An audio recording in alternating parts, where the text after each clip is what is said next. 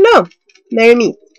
So this is going to be another one of my gemstone 101 videos. And today we are going to discuss heliotrope or bloodstone.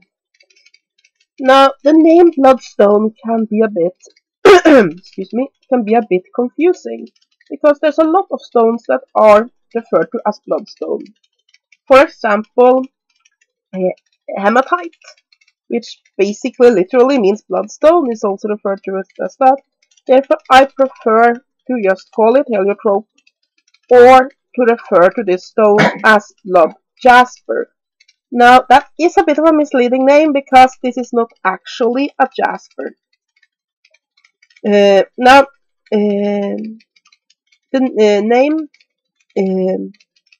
is called heliotrope because it was believed in ancient times that if this stone was immersed in water, the sun would turn red.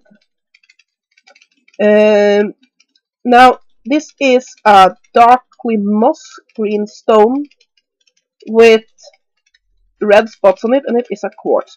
Now, this is not a particularly good quality heliotrope because the good quality ones have big red spots, while this has very small ones. I'm not sure if the camera can pick them up properly. Yeah, there you see them. Red spots. Now, the reason why it is often called blood jasper is that there's an old legend that when Jesus was crucified, his blood fell down on the jasper ground rock under him and stained it red, and therefore it is also known as the Martyrs Stone and believed to have holy properties because of that. Now, in ancient times, people would, especially warriors, would have heliotrope with them because it was believed that it would stop bleeding.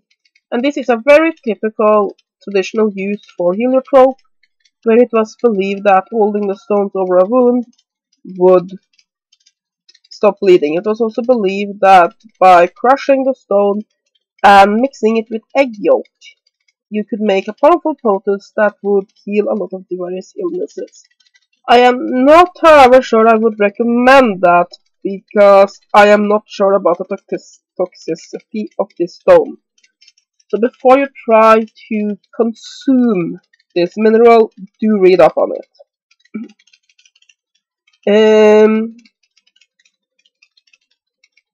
Now, this is a stone that is associated very much with the heart. And that makes perfect sense, because it is dark green, which associates to the heart chakra. And also, the blood red spots also then associates with the blood, which then associates with the heart. And as such, it is traditionally used to treat heart-related illnesses. So anything that has to do with the heart, but also has to do with other vital organs associated with it. So, for example, the bone marrow, blood, the liver, all of the major big red organs would be beneficially affected by heliotrope. However, like I said in all of these videos, if you have a serious illness, go to the doctor, and this comes twice as important when it comes to heart-related illnesses. Now, I definitely and deeply believe that crystals do affect our health and we can heal ourselves with them. However, you cannot treat a heart-related illness with stones alone. Do go to the doctor and then wear a heliotrope necklace in addition. So yeah, that is generally what the stone is used for physically. Heart and blood, and also to a lesser extent the liver, bone marrow, and kidneys, if I'm not completely mistaken. And however, mentally, this stone is actually used far more mentally than physically. Basically, it's believed to be a courage stone. That is one of the stones. That is one of the things it is most believed to do. It's believed to give courage. So that this is also one of the reasons why ancient warriors used to wear these stones, because it was believed that they would give them courage. And as such, we can also use that today for anything that has to do with courage, or from speaking in a crowd to overcoming a phobia to any time when you need a bit of extra courage. It is believed to give inspiration, and it's also a dream stone. It is believed to help you have clearer and better dreams.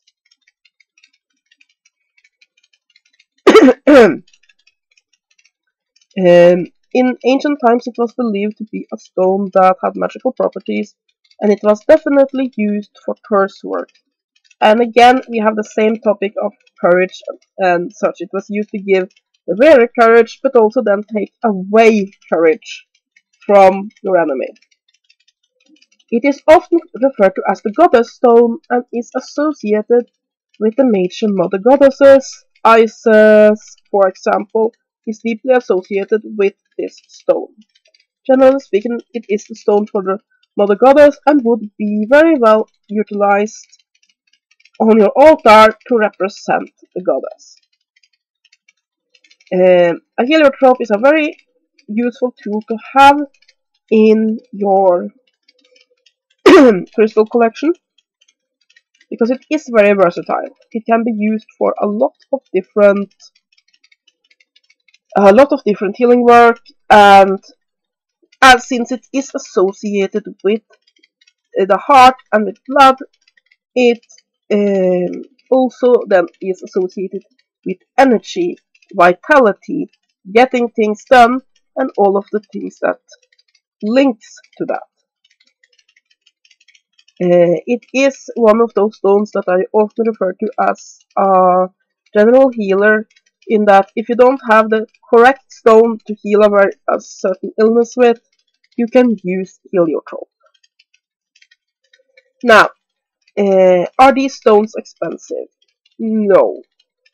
They are a little bit more expensive generally than your average rock crystal and amethyst, but you generally will not have to pay a lot. I think I got this stone for around $3, but like I said, it's a pretty poor quality one. For a good quality piece, $5 to $10, I would say you could get an okay piece for. If you go up to $20 or $30, you'll get a very good piece. But like with any stone, it varies wildly with size, color, and so on.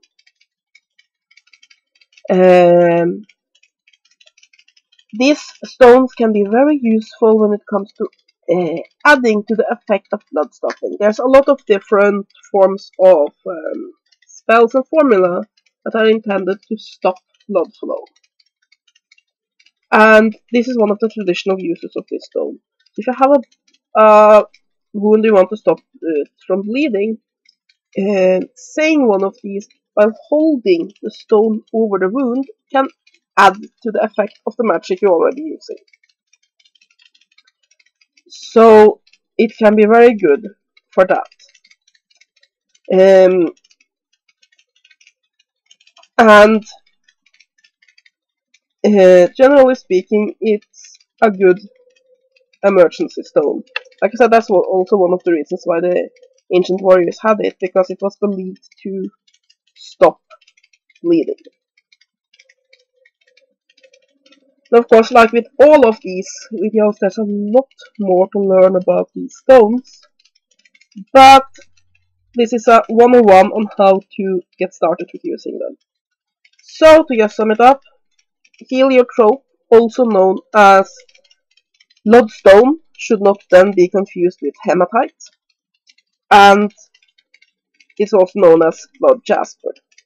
It is also known, because of myths and legends, as the Martyrs Stone, and is therefore considered to be holy. And a lot of old Christian statues and decorations were made out of heliotrope because they wanted to, because they believed it was associated with the blood Jesus spilled during crucifixion. And it's also known as the Goddess Stone because it's associated with the Mother Goddess. Yeah, one more thing I should mention. Since it is associated with blood, it can be used to help menstrual problems. Basically anything that has to do with blood, this stone is good for. Anyway, moving on with summing it up. It is associated with the heart chakra, and it's also its main focus is blood and heart. It's a universal healer and can be used for any kind of healing work. Mentally, it affects courage. It's very good for anything you need courage for, and also to overcome things like anxieties and phobias and those kinds of things. It's a stone that helps with creativity and communication. It's also a great stone for dream work. So yeah, just finishing off with another look at it here. So what you want to look for is a dark green stone with red spots, and like I said, the red spots on this is very, very small. A better quality one will have bigger spots. So yeah, hope you have enjoyed this video. Have a great day, and blessed be.